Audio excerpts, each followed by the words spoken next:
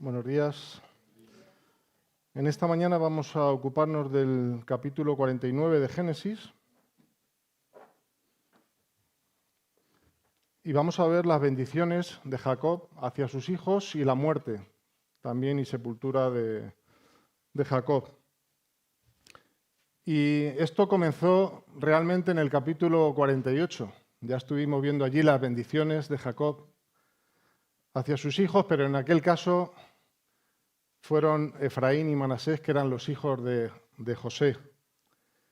Y estos hijos fueron adoptados y se les dio la primogenitura. Como vamos a ver ahora, se le quitó la primogenitura al primogénito, que era Rubén, y se le dio a Efraín y Manasés, que son otras dos tribus. ¿Sabéis cuántas tribus hay? Hay 13. Seguro que esto os descoloca, ¿no? Pues siempre hemos oído que hay 12 tribus, pero realmente hay 13. Lo que pasa es que José no recibe su bendición, pero sí la recibe Efraín y Manasés, sus nietos, y Leví no tiene una tierra. No se le da una porción de tierra, sino que se le da, como vamos a ver, el sacerdocio levítico.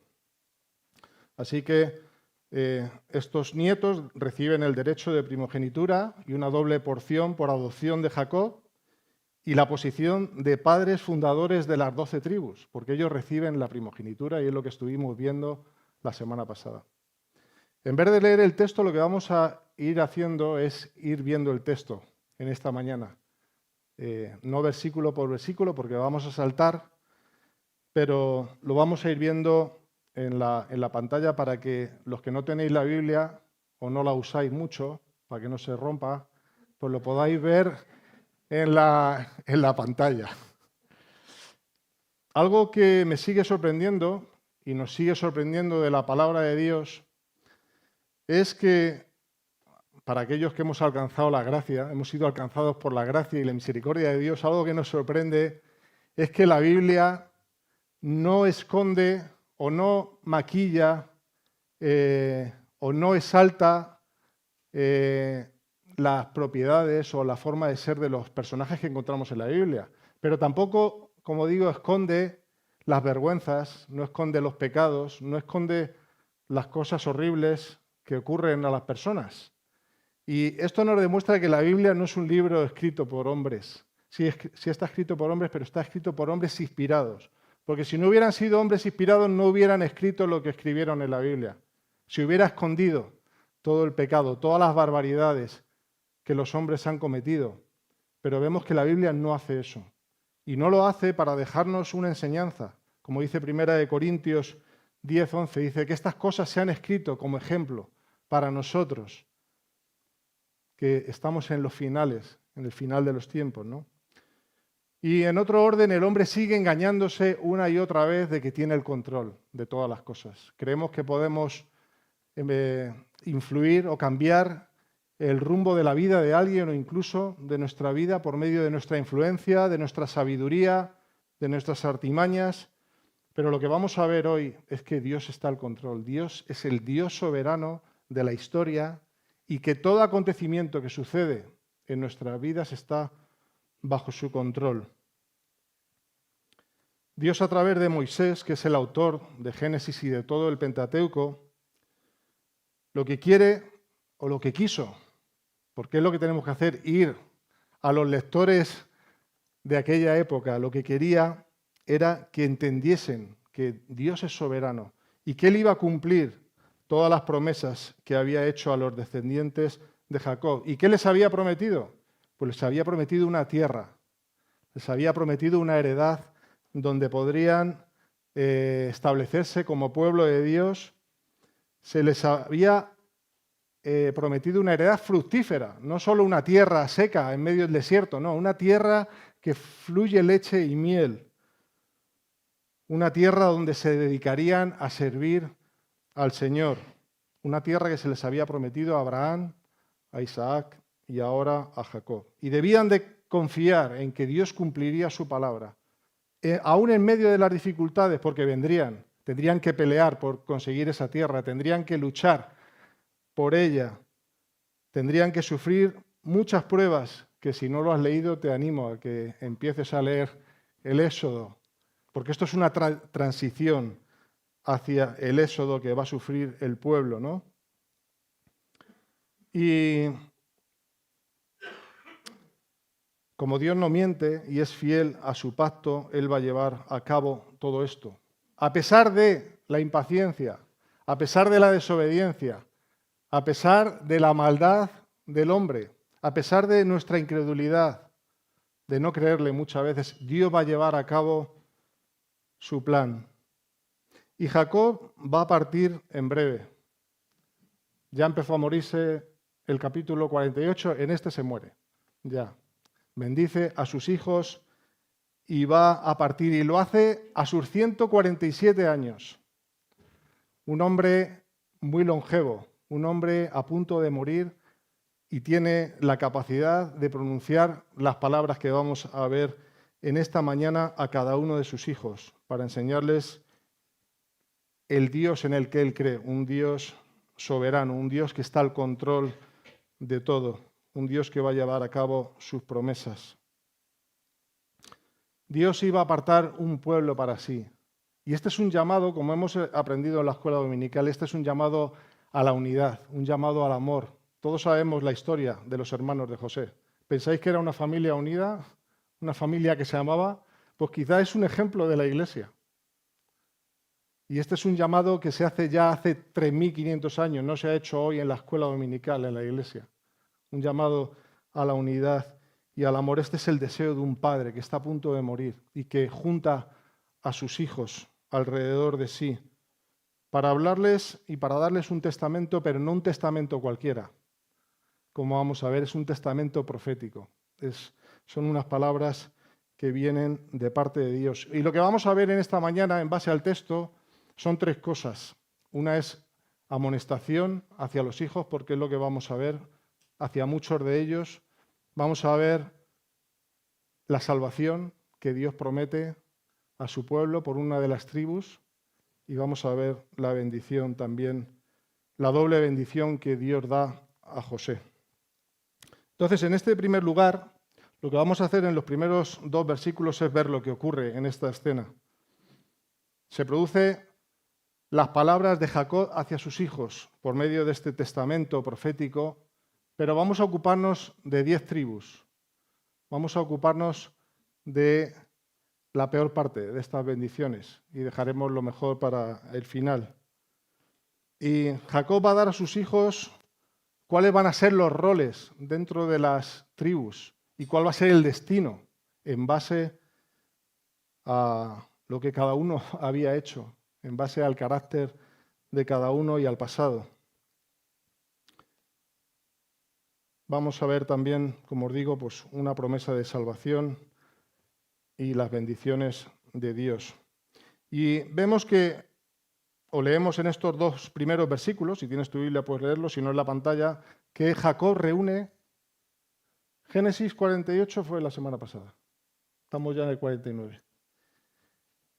Jacob reúne a sus hijos alrededor de sí antes de morir y les da el testamento en vida. Y es increíble que una persona con esta edad tenga las fuerzas de pronunciar un discurso como el que da hacia cada uno de sus hijos. Dios le concede el poder hacerlo y el poder despedirse de los suyos, de los que amaba, de esta forma tan íntima y personal. Y leemos que... No, es el 49, perdón. Andamos todos perdidos esta mañana. Si no me lo pones bien. Llamó Jacob a sus hijos y dijo: juntaos y os declararé lo que os ha de acontecer en los días venideros. El 2, si quieres poner también. Juntaos y oíd, hijos de Jacob, y escuchad a vuestro padre Israel. Lo que ocurre aquí es que lo que vamos a oír en esta mañana supera en mucho la afición que vemos en Netflix. Hoy vamos a escuchar cosas que a muchos de vosotros os van a llamar la atención, porque pensamos que solo ocurre en las peores series, cómo el mal puede llevarse a cabo, pero vamos a ver que esto no es nuevo. Esto viene de la misma historia de la humanidad, ¿no? Entonces, todo lo que vamos a escuchar de Jacob hacia sus hijos no van a ser todo palabras bonitas y fáciles de recibir. Van a ser amonestaciones, muchas de ellas muy duras, aunque no por ello va a desechar Jacob a sus hijos, como sí ocurrió con Esaú, pero tiene que decírselo. En primer lugar, como os digo, lo que vemos es este testamento profético. Y a partir de este pasaje va a ocurrir algo en la Biblia que es muy importante. Ya no se va a hablar de hijos de Jacob, ya se va a hablar de tribus, de las 12 tribus. Y esto lo vamos a ir viendo si seguimos leyendo Éxodo. Vamos a ver. ¿Y por qué se llaman las 12 tribus de Israel? Pues vimos cómo el Señor le cambió el nombre a Jacob cuando luchó con el ángel de Jehová y le dijo, ya no se llamará más tu nombre Jacob, sino que serás Israel, ¿no? Esto lo podemos leer en Génesis 32, 28. Y es imposible detenernos para analizar en profundidad cada una de las tribus en el tiempo que tenemos en esta mañana. ¿Y por qué? Porque todo esto abarca todo el periodo de la conquista de la tierra prometida hasta la llegada del Mesías. Necesitaríamos explicar todo el Antiguo Testamento, así que ya tienes tarea para esta semana. Puedes poner a leer el Antiguo Testamento y a investigar qué pasó con las tribus, ¿no? Pero vamos a pasar muy por encima por la mayor parte de las tribus. Al primero que se menciona, en el versículo 3, si lo puedes poner, es al primogénito, a Rubén. Aquí tenemos a Rubén, dice, tú eres mi primogénito, mi fortaleza y el principio de mi vigor, principal en dignidad, principal en poder. Este fue el hijo de su primera esposa, de Lea, y a Rubén como primogénito le correspondía el primer lugar en dignidad. Era principal en poder entre los hermanos. Rubén debería de haber sido un ejemplo para cada uno de sus hermanos. Pero ¿qué dice la Biblia? Si puedes poner el siguiente, seguimos leyendo, que dice, impetuoso como las aguas, no serás el principal por cuanto subiste al lecho de tu padre, entonces te envileciste subiendo a mi estrado. Todos tenemos en mente las imágenes de la Dana, ¿verdad? A su paso, todo lo que cogía por delante lo arrasaba y lo mataba. Pues así se le llama a Rubén, como aguas desparramadas, aguas impetuosas que no tienen un control sobre sí mismas. Rubén fue un hombre carnal que se dedicó a seducir y acabó cometiendo incesto, algo terrible contra su padre, pues se acostó con una de las mujeres de su padre, no con su madre, sino con su madrastra. Se acostó con Bila, una sierva que Labán, su suegro, le había dado como sierva a su esposa Raquel. Con Bila sabemos por la palabra que le nacieron Dan y Neftalí, de los que hablaremos después. Pero por causa de este pecado intolerable, de este pecado terrible de incesto, se le quitó la primogenitura. Esto lo puedes leer en Génesis 35, del 19 al 22. Los dos siguientes hijos que se nos dan en los versículos 5 al 7 son Simeón y Leví. A ellos también se les recrimina por no haber controlado sus deseos vengativos debido al suceso ocurrido con Dina, con su hermana Dina. En Génesis 34 se nos narra cómo Dina fue violada por el príncipe de Siquén. ¿Y qué ocurrió a partir de aquí? Pues que los hermanos de Dina, hicieron creer al príncipe que si todos los habitantes de la ciudad, los siquemitas, se circuncidaban, él se podría casar con Dina. Cuando todos los habitantes se habían circuncidado y al tercer día, en el momento donde estaban más débiles, Simeón y Leví llegaron y a filo de espada mataron a todos los habitantes de Siquem.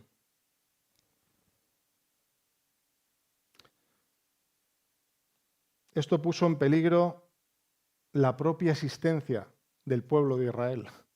Esto fue un acto infame que Jacob está condenando. ¿Cuál es la profecía que da hacia Simeón y Leví?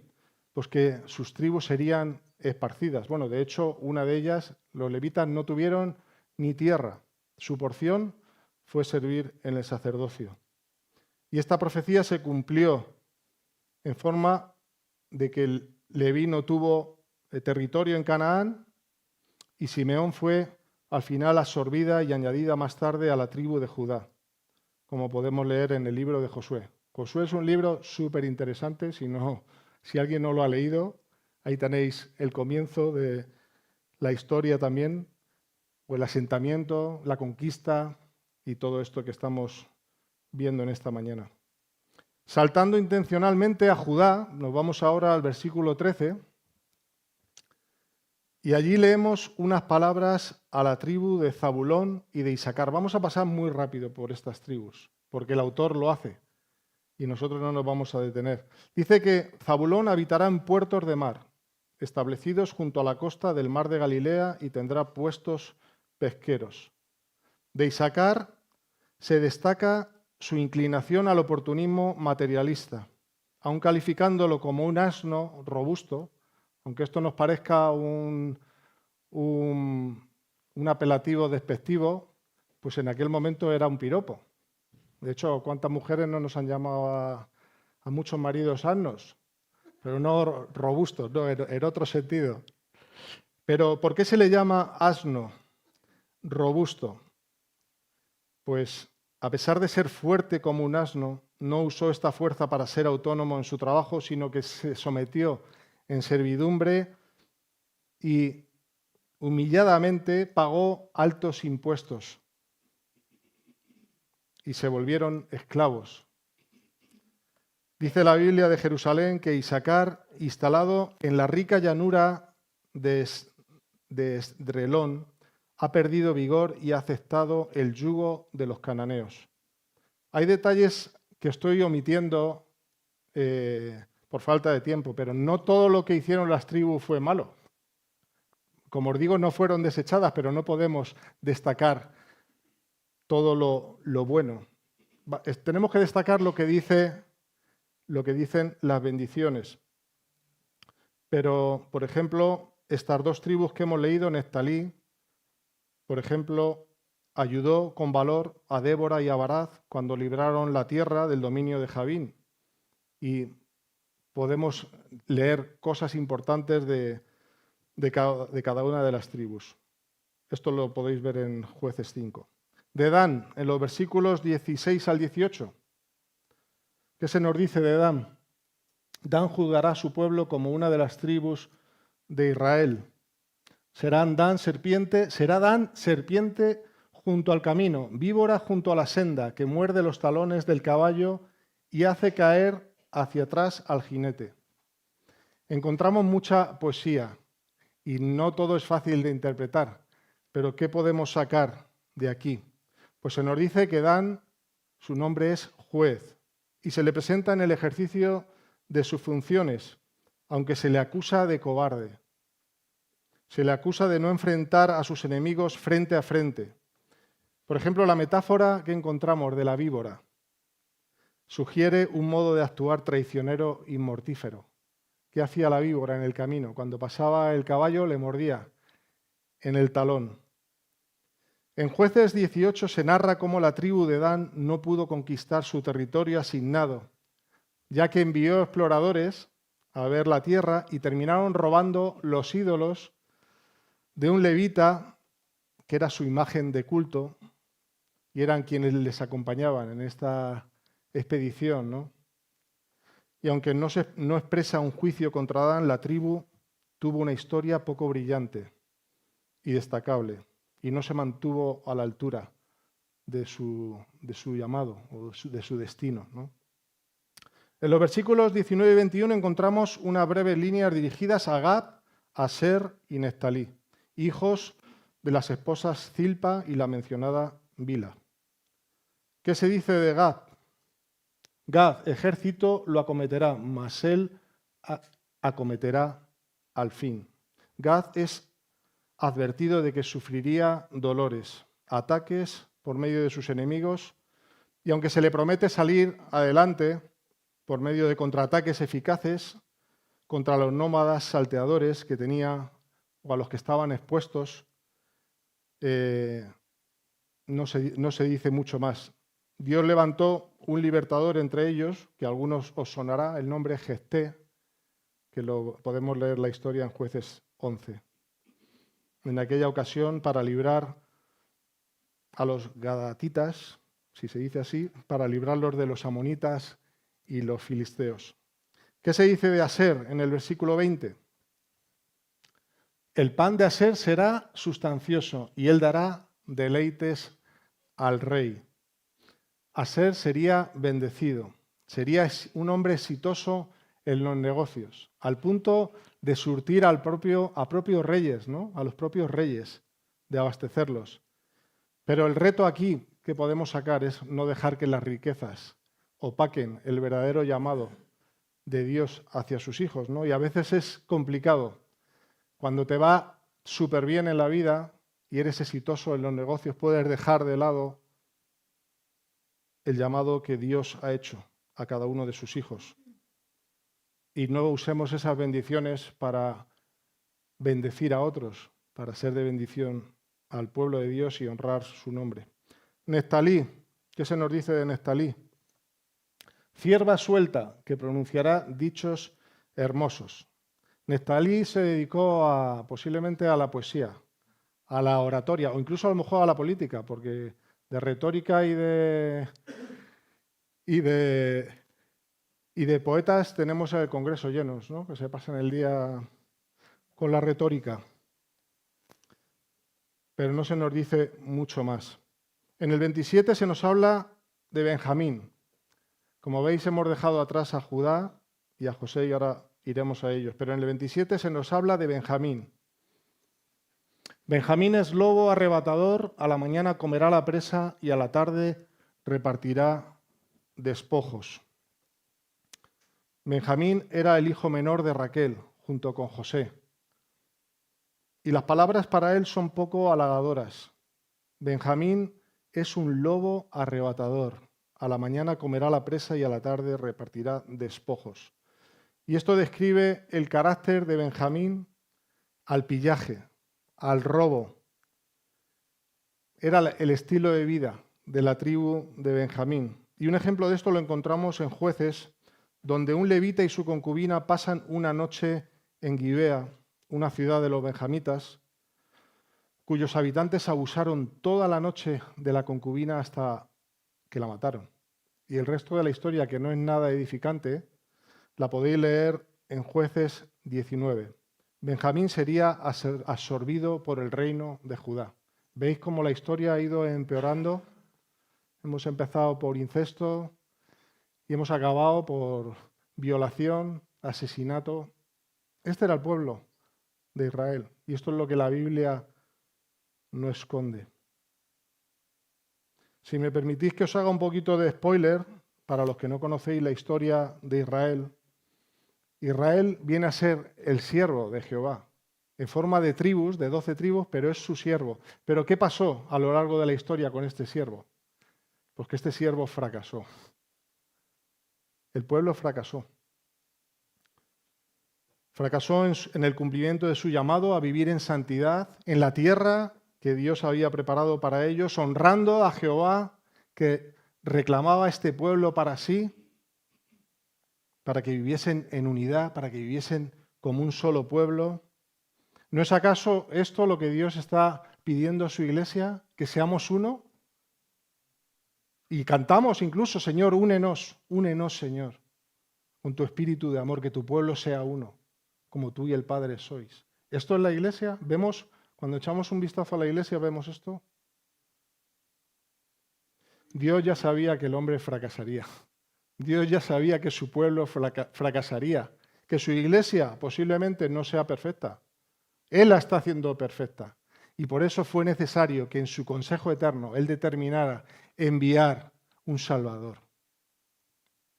Vamos a ir a nuestro segundo punto en esta mañana en los versículos 8 al 12, y vamos a leerlos. Dice: Judá, te alabarán tus hermanos, tu mano en la cerviz de tus enemigos, los hijos de tu padre se inclinarán a ti. Cachorro de león, Judá, de la presa subiste, hijo mío.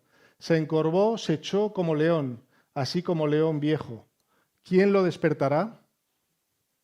No será quitado el cetro de Judá, ni el legislador de entre sus pies hasta que venga Silot. Y a él se congregarán los pueblos, atando a la vid su pollino y a la cepa el hijo de su asna. Lavó en el vino su vestido y en la sangre de uvas su manto. Sus ojos rojos del vino y sus dientes blancos de la leche. ¿Qué se le promete aquí al pueblo, a las 12 tribus, por medio de esta profecía a Judá? Pues se les promete un Mesías rey, un Mesías que vendría para redimir al pueblo escogido de Dios por toda la historia, no a 12 tribus, como vamos a ver muy de pasada. Jacob omite aquí los pecados de Judá, pero ¿viene a la mente alguno de los pecados que cometió Judá? Pues la Biblia relata uno. Y fue cuando su nuera Tamar se quedó viuda y Judá le tenía que dar a su tercer hijo para que ella tuviese descendencia, pero no se la dio. ¿Y qué hizo Tamar? Tamar se disfrazó de ramera y Judá, que no era un santo, se fue a acostar con una prostituta y se acostó con Tamar, dejándola embarazada. Y esta fue la vergüenza de Judá, por citar uno de sus episodios. A pesar de ello, estos versos señalan el crecimiento y el poder de esta tribu que llegaría a ser dominante en toda Palestina. La frase, los hijos de tu padre se inclinarán a ti. ¿A qué os trae a la mente esto? Pues claramente nos indican que la familia real de David habría de surgir de Judá. El rey David, anteriormente Saúl, ¿no? Y esto también confirma la referencia al cetro y la vara de mando del versículo 10 que hemos leído. Esto nos habla de un rey, pero no de un rey hombre, sino de un rey eterno, un cetro eterno, ¿no? Y esto nos lleva a nuestro Señor Jesucristo, Hijo de David. La figura del león, ¿a qué os recuerda esta figura del león? Apocalipsis 5, que por falta de tiempo no podemos leer. El león de la tribu de Judá. ¿Quién es este león? Pero este león también es un cordero que fue inmolado conforme al plan redentor de Dios. Y luego encontramos un término, Silot, que aparece 33 veces en el Antiguo Testamento, que se traduce como aquel, haciendo referencia a este Mesías, a quien pertenece el cetro, a quien pertenece el poder. Y este cetro se nos dice que no será quitado de la tribu de Judá ¿hasta cuándo? Hasta que venga Silot, hasta que venga Cristo, hasta que venga el Mesías prometido que nacería en Belén. Y esta es la esperanza que encontramos en Jacob en el versículo 18. Dice, tu salvación esperé. Por ello Jacob es contado entre los héroes de la fe, en Hebreos 11, 20, donde se nos dice que fue bendecido respecto a que no vio la tierra.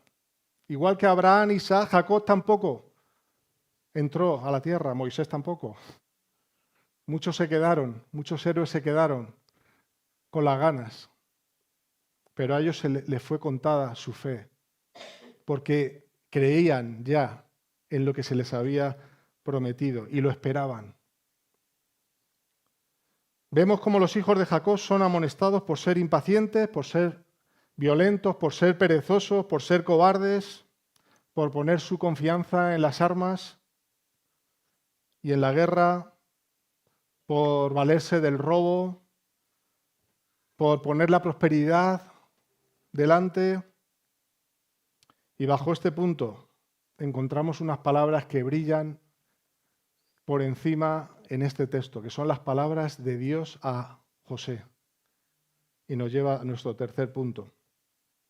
Y vemos que las bendiciones aquí son desmedidas en base a las bendiciones que Dios ha dado al resto de los hijos de José. ¿Qué hemos visto en José? Hemos visto un hombre consagrado a Dios, un hombre que honra a su padre con mayúsculas. También ha honrado a su padre Jacob. Pero en primer lugar, lo que vemos es un hombre que está consagrado a Dios y por ello se le llama rama fructífera. Leemos en los versos 22-26, si nos lo puedes poner. Rama fructífera es José, rama fructífera junto a una fuente, cuyos vástagos se extienden sobre el muro. Le causaron amargura, le asetearon y le aborrecieron los arqueros.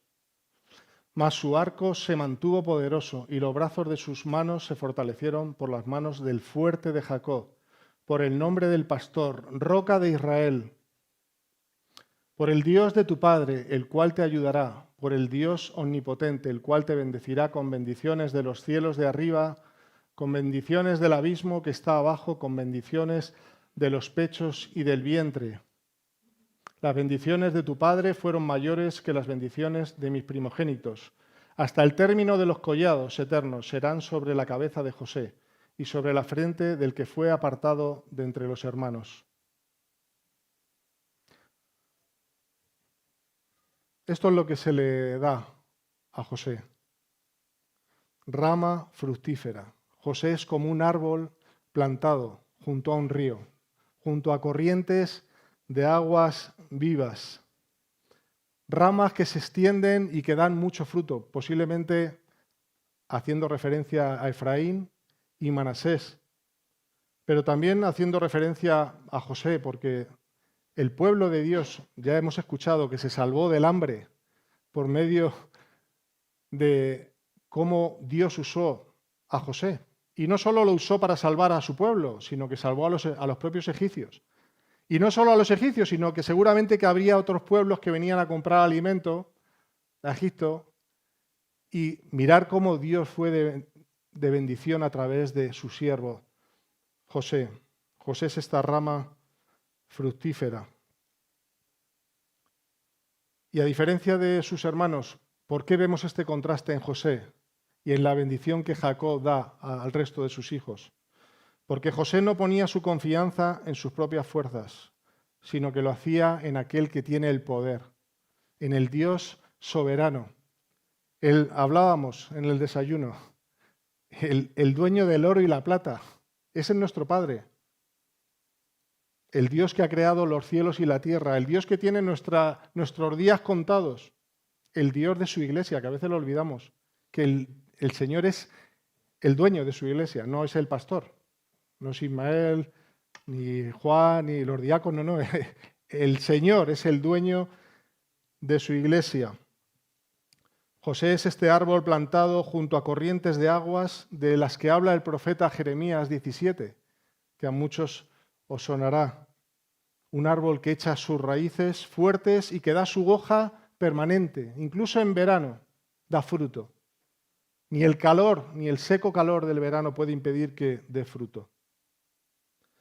Jacob tampoco es como sus hermanos, José tampoco es como sus hermanos, que tramaron contra él toda clase de mal, echándole en aquel pozo, vendiéndole luego a los mercaderes, echado en la cárcel, siendo acusado, sufriendo toda clase de injusticias, como vamos a ver.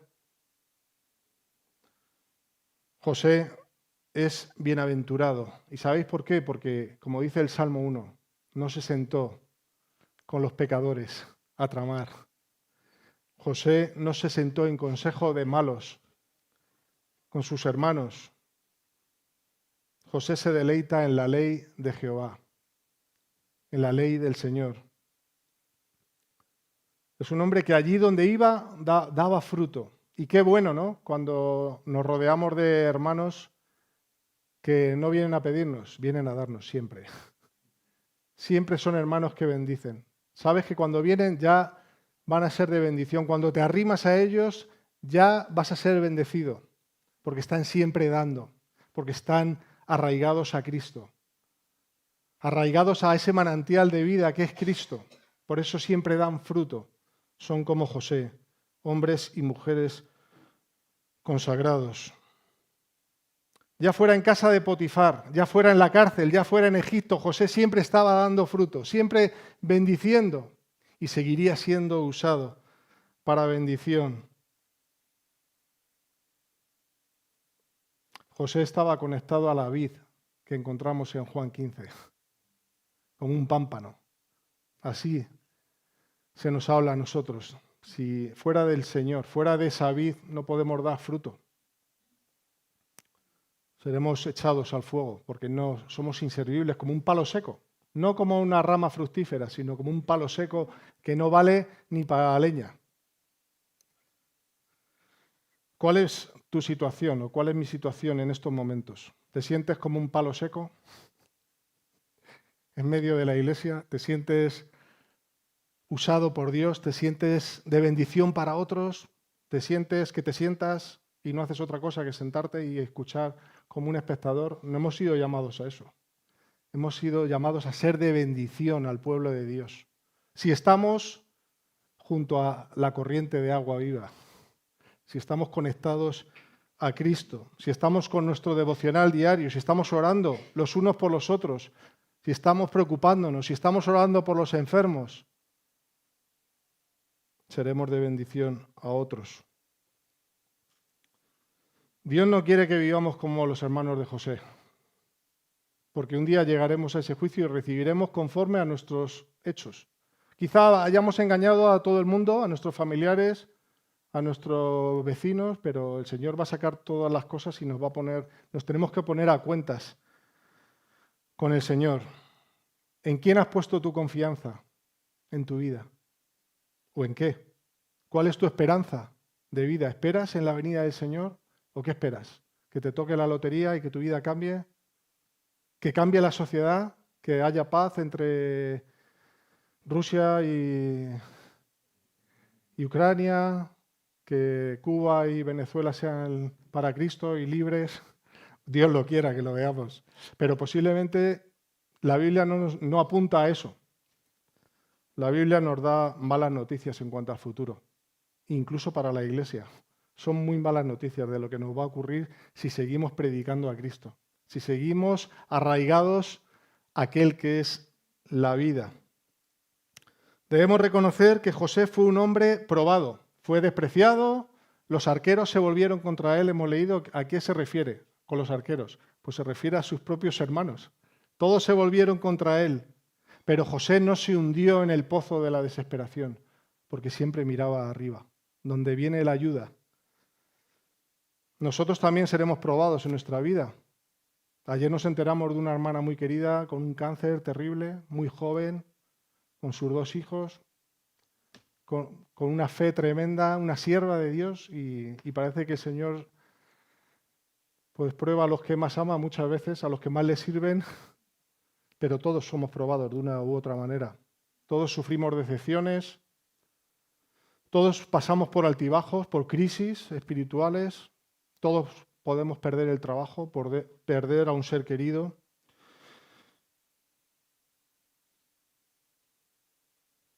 Pero el Señor nunca nos abandonará, como no abandonó a José, jamás. Estuvo con él en la cárcel, estuvo con él en Egipto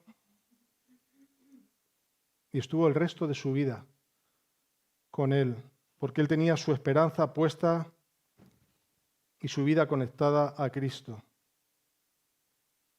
Y el Señor estará con aquellos que anhelan servirle, que anhelan su gloria, que anhelan que su nombre sea glorificado y exaltado entre todos los nombres, no con aquellos que pretenden hacerse un nombre, como los de Babel, construirse un imperio.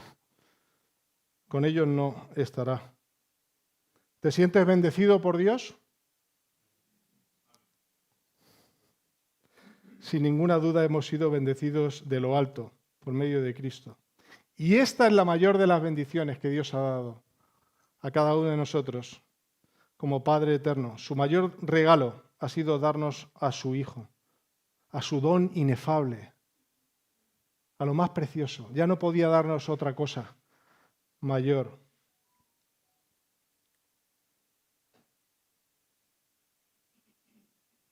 José, como hemos estado viendo estos capítulos anteriores, viene a ser un tipo de Cristo, porque José también fallaría. Y era necesario que viniera un siervo, un verdadero Israel, que sirviese a Dios, que diese toda la gloria a Dios. Y como nos habla Isaías, ese retoño que vendría es Cristo. Él no fallaría. Él cumpliría y llevaría a cabo los objetivos conforme al plan redentor de Dios. Él fue el verdadero despreciado. Él fue el aseteado. Él fue el menospreciado, el clavado en una cruz, el sepultado, el enterrado. ¿Sabéis para qué tuvo que morir? Para traer la vida. Él es la vida en sí mismo. Y si estás arraigado en Cristo, tienes una vida espiritual que te permite dar fruto, dar mucho fruto para su gloria. Cristo tuvo que morir para llevar mucho fruto al Padre. Y este fruto no ha terminado. Él sigue atrayendo a los pecadores hacia sí, sigue apartando un pueblo para que viva no en un desierto, sino en un mundo corrompido, para que seamos sal y luz a otros. Dice Isaías 11:1, saldrá de la vara del retoño de Isaí un vástago, retoñará de sus raíces. Este es nuestro Señor Jesucristo, el que venció a la muerte para dar mucho fruto, para dar el fruto que ya hemos recibido muchos de nosotros, ese fruto espiritual que ha transformado nuestra forma de vivir y nos ha traído a la cultura del Evangelio. El texto termina con la muerte de Jacob y no podemos detenernos, porque si no saldríamos muy tarde, pero lo puedes leer en casa. Dice el texto de una manera muy poética y muy especial que Jacob encogió sus pies en la cama, un anciano, después de bendecir a sus hijos, y murió, y partió con sus padres. No se habla, hasta este entonces no se habla de una esperanza de resurrección, pero sí se habla de que vamos a ser reunidos, ¿no?, con los padres. El tema de la resurrección se va desvelando por el Antiguo Testamento, pero aquí se nos dice que Jacob va con sus seres queridos a la verdadera vida.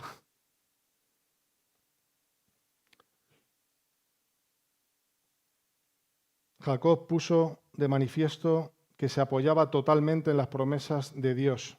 El Jacob que conocimos, el Jacob suplantador, el Jacob engañador, que se valía por artimañas, ahora le vemos confiando plenamente en las promesas de nuestro Dios y pone su mirada y su confianza en este Dios soberano que llevará a cabo su plan. Cristo es el verdadero siervo de Dios, en el cual esperamos la redención completa de nuestras almas. Esa es nuestra esperanza, que un día seremos redimidos de una forma completa y glorificados con un cuerpo perfecto como el de Cristo. ¿Cuál es tu rol? ¿Cuál es mi rol dentro de este cuerpo en el que Cristo nos ha puesto? Pues no hay discusión alguna, es ser obedientes a su palabra. No a lo que dice muchas veces el que predica, que se puede equivocar. Tenemos que ir a la palabra. Tenemos que ser obedientes a la palabra. Si me amareis, ¿qué ocurrirá? Que guardaremos su palabra. Que el Señor nos ayude a cumplir el llamado que cada uno ha hecho, que ha hecho de cada uno de nosotros, para ser obedientes, sabiendo que nada podrá separarnos de su amor. Vivamos conectados y consagrados a Cristo, como lo hizo José durante toda su vida, y seamos como aquella ofrenda de olor fragante que sube a Dios cada día, sabiendo que no vamos a ser desechados por nada que hagamos. Podemos ir a nuestro Padre y pedirle perdón. Que Dios bendiga su palabra y a su iglesia. Amén. Vamos a orar.